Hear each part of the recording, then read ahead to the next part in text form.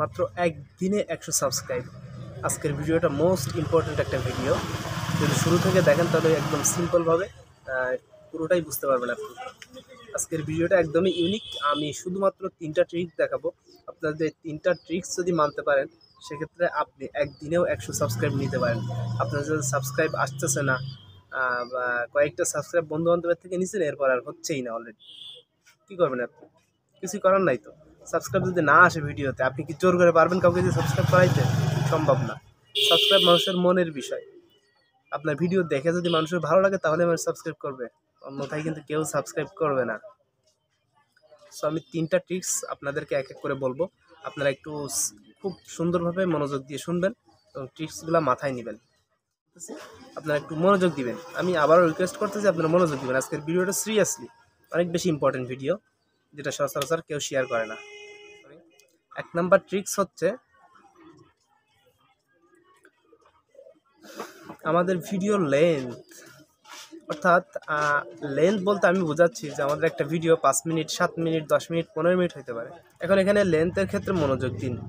বিষয়টা হচ্ছে আমাকে যে একটা ভিডিও 20 মিনিট বানাইতে হবে অথবা 30 মিনিট বানাইতে হবে এমন কোনো রুলস নাই। একজন দেখা যাচ্ছে আমি যে ক্যাটাগরি ভিডিও আপলোড করি ঠিক সেই ক্যাটাগরি একটা ভিডিও অন্য কেউ আপলোড করেছে অলরেডি।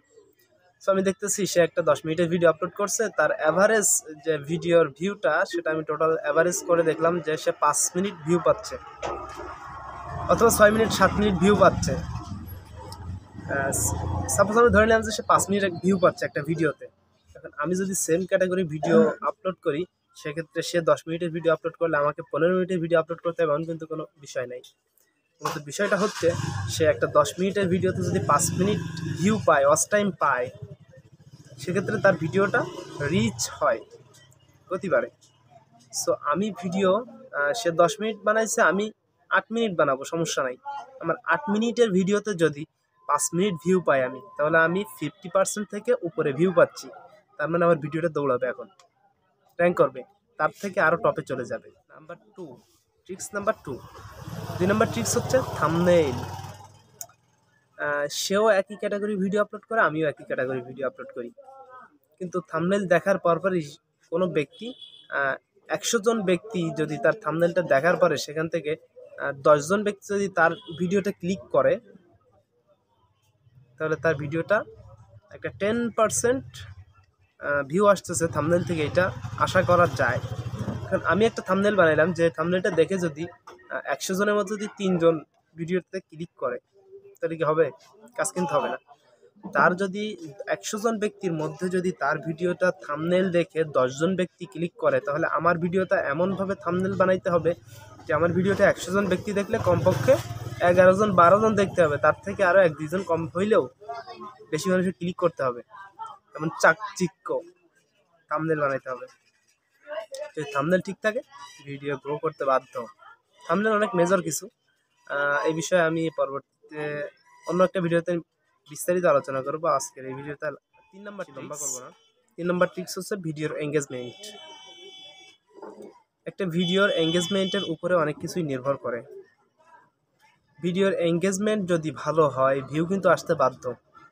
আর যখন ভিউ আসবে আপনার ভিডিওর কোয়ালিটি যত ভালো হবে, আপনার ভিডিও কোয়ালিটি, সাউন্ড কোয়ালিটি, আপনার কন্টেন্টের কোয়ালিটি যত ভালো হবে, আপনার সাবস্ক্রাইব অটোমেটিক চলে আসবে।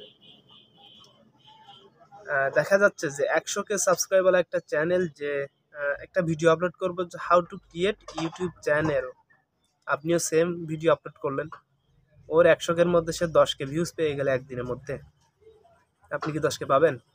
আপনার 100 সাবস্ক্রাইব কখনোই সম্ভব না। আপনার 50 সাবস্ক্রাইব আপনি কখনোই পাবেন না। তো সেক্ষেত্রে তার ভিডিওকে টেক্কা দিয়ে উপরে যাওয়াও সম্ভব এই ট্রিক্সগুলো মেনটেন করলে। যদি আমি এই যে 3টা ট্রিক্সের কথা বলছি, এই 3টা ট্রিক্স যদি মেনটেন করি, যখন তার একটা ভিডিও 10 মিনিট দেখার পরে, একটা 10 মিনিটের ভিডিও থেকে 5 মিনিট দেখার পরে মানুষ আর দেখবে না, বের হয়ে যাবে। আর আমার একটা 8 মিনিটের ভিডিও যখন মানুষ 5 মিনিট, 6 মিনিট, 7 মিনিট দেখবে, তখন গুগল অ্যাডসেন্সের থেকে অটোমেটিক্যালি গুগল থেকে আমার ভিডিওটা র্যাঙ্ক করে দিবে এবং সবার আগে আনার একটা সুযোগ করে দেয়। থাম্বনেল সেম বিষয়।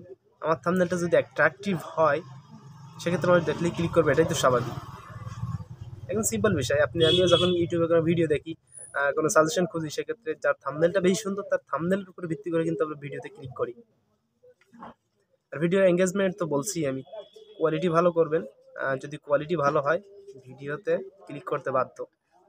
যদি ভিডিওটা ভালো লাগে, তার যদি মনোমুগ্ধকর হয়, সে যদি মনে করে যে না এর ভিডিও আমার নেক্সট টাইম প্রয়োজন আছে, সে কেন সাবস্ক্রাইব করবে না?